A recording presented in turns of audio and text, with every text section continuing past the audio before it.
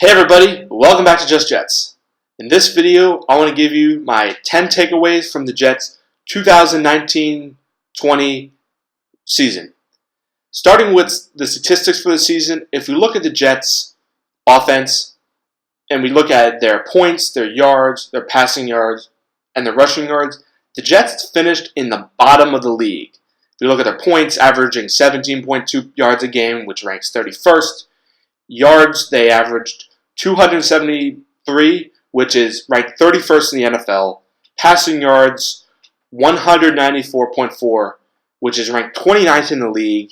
And rushing yards, an average of 78.6 yards. That's 31st in the NFL. Think about it. And they have Le'Veon Bell, and they only average 78.6 yards a game, which is 31st. That's insane. That's crazy to think that. You got one of the best running backs in the league, and you can't utilize him, and you should have one of the best rushing attacks in the NFL. But that's been one of the Jets' biggest problems is their offensive line, and that has led to this inconsistency in the running game, which has put more pressure on Darnold because now he's forced to throw the ball. But moving on to the defense, if we look at three things, the total defense, passing yards, and rushing yards. In total defense, the Jets finished seventh in the league. In passing yards allowed, the Jets ranked 17th in the league, and that's, when you think about it, that's not too bad. There's a lot more teams that are worse than the Jets, but their corners have been a little suspect, but definitely having that core of Adams and May has helped them kind of been somewhere in the middle of the pack. And then if you look at their rushing yards, 86.9 rushing yards allowed. That's second in the NFL. The Jets' line has been terrific, and that's really thanks to Gregg Williams. He's been terrific this year. Now, let's get into the 10 takeaways from this season. Starting with the unfortunate injuries and sickness. The Jets have been plagued with injuries this entire year with some of their biggest stars.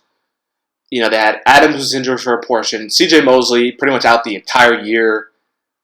Chris Herndon, Le'Veon Bell part of the game, Quinn Williams, Henry Anderson. They've had so many injuries this year. And, of course, not to mention the offensive line. 10 different offensive linemen rotating in and out.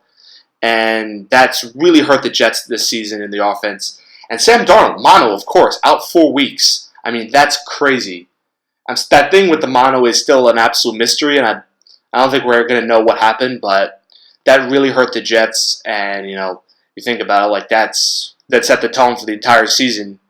You know, our starting quarterback being out the entire season. So, unfortunately, that kind of set the tone for the entire season, and the Jets have to get that stability back and make sure that they're able to keep these guys, you know, healthy. So hopefully they'll look into that into the offseason. The second takeaway for the season is the kicking issues. I mean, if we look at it, the rotating kickers of Vedvik, you know, Ficken,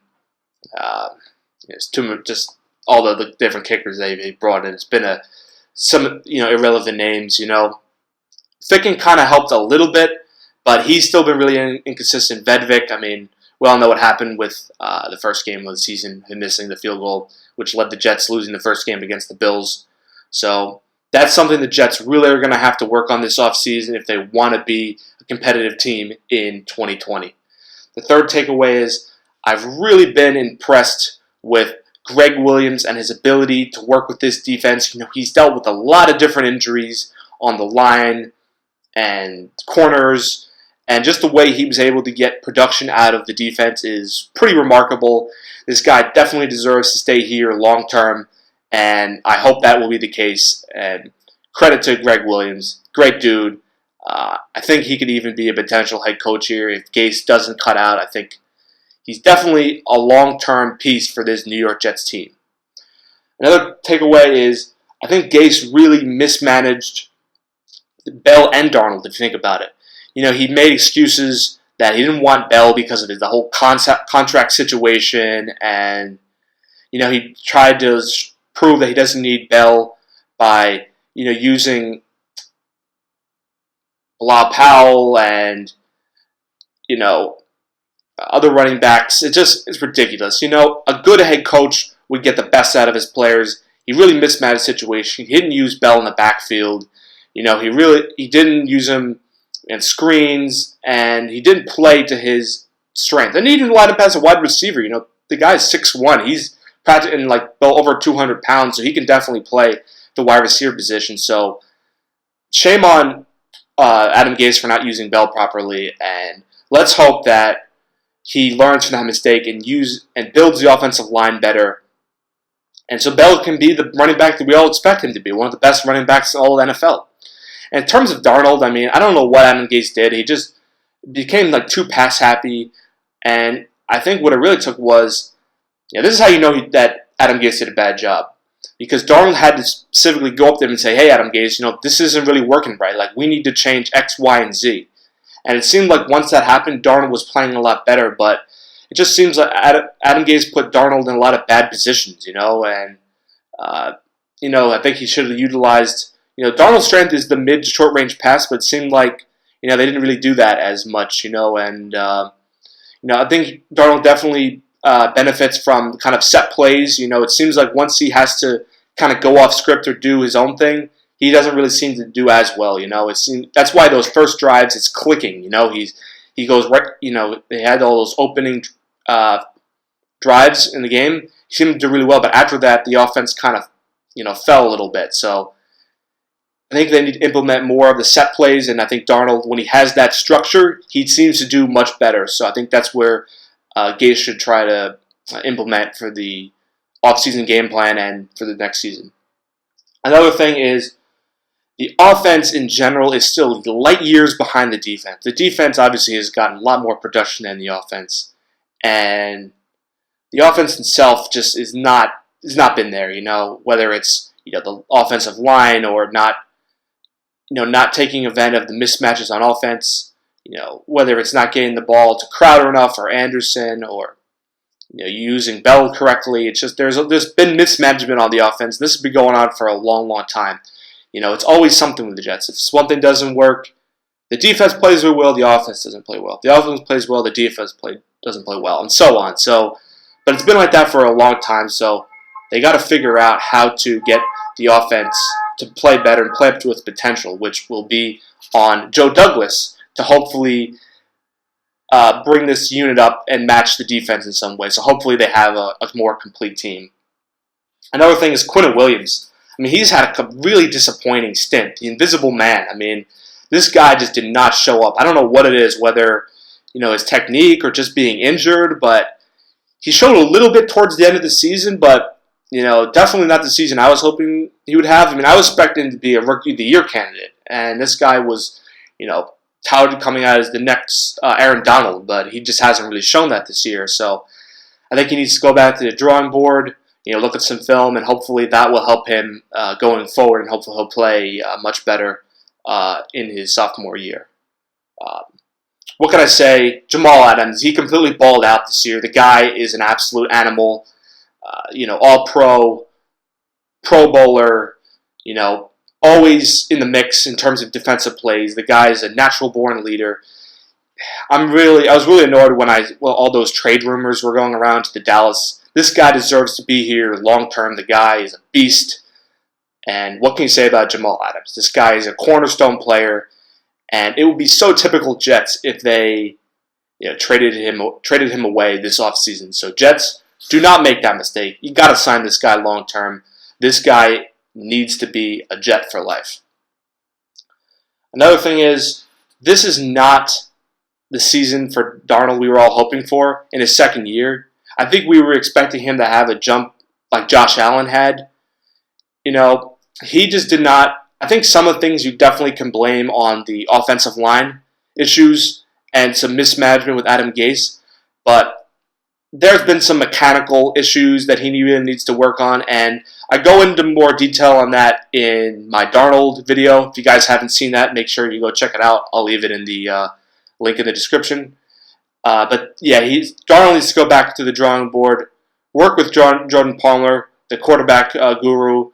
Maybe he can get some help from Josh Allen because they both work with each other in the offseason, but just needs to work on some of those quarterback mechanical issues and cut down on those turnovers. Those turnovers, I think, have been his biggest issue. And hopefully if Joe Douglas can just put a decent offensive line together for him, implement better game planning with Adam Gase, getting some good wide receivers, and hopefully getting a healthy Chris Herndon back, potentially maybe getting Robbie Anderson back, but we'll have to see because Robbie Anderson wants more money. He wants to go where the best place is with the most money. So all that is kind of up in the air right now, but we'll have to see. But most important thing is for Darnold to make the jump we're all hoping for in year 3. So we'll have to see.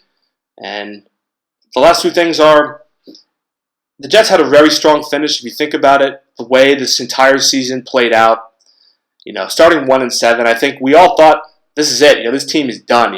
Their team is done for. We're going to have one of the top 5 picks in the draft. At some point, we thought maybe number 1 or number 2 pick in the draft. And then you look at losing to 2 winless teams. All the injury situation, the mono, the Adam Gase, the fire Adam Gase stuff. And credit to the New York Jets for sticking together. The cohesion was really, really strong. Players stuck by their sides. And we had a really strong finish here. We ended on a high note, 6-2. So, but at the same time, though, it makes you think, if the Jets just would have won those 2 games, if they just would have won the first game against Buffalo, the Miami game, these games, if they just would have won those games and the Cincinnati game, we would have had a winning record. But, we're not going to cry over spilled milk. It is what it is. The season's over. I think considering what happened, to finish 7-9, that's not too bad. It's definitely something to build on. But, obviously it was a typical mixed Jets season. And, obviously the expectations are going to be a lot higher going into 2020. So we're going to have to see what happens. And finally, the biggest thing I take away from this season is that the Jets are still the same old Jets. And they've proven it this season with the SOJ moments.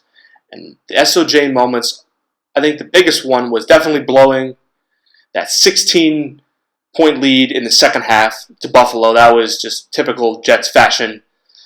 And then losing to 2 winless teams in the same season. The Jets were the first team in NFL history to do that. That was just pitiful. That is unbelievable, because after the Jets, they were supposed to win those games. They were clearly the better team, but, that's what the Jets do. And until the Jets prove otherwise, they will continue to be the same old Jets. And that's just something right there. Winning the games you're supposed to win. That's it. If they can do that, they're already light years ahead when they would be if they didn't do that. So let's hope the Jets can fix that going into next season further. They got to fix those same old Jet moments because that's how they prove that they were same old Jets. And that's a completely different topic, so we will leave that for another day. But guys, thank you so much for watching my takeaway video. I really appreciate you guys sticking out and watching this with me. Hope you guys will enjoy the off season. I got a lot of great stuff coming your way. Make sure you guys please comment, like, subscribe below. Make sure you follow my Instagram @official_JustJets. I'll see you in the next one. Go Jets.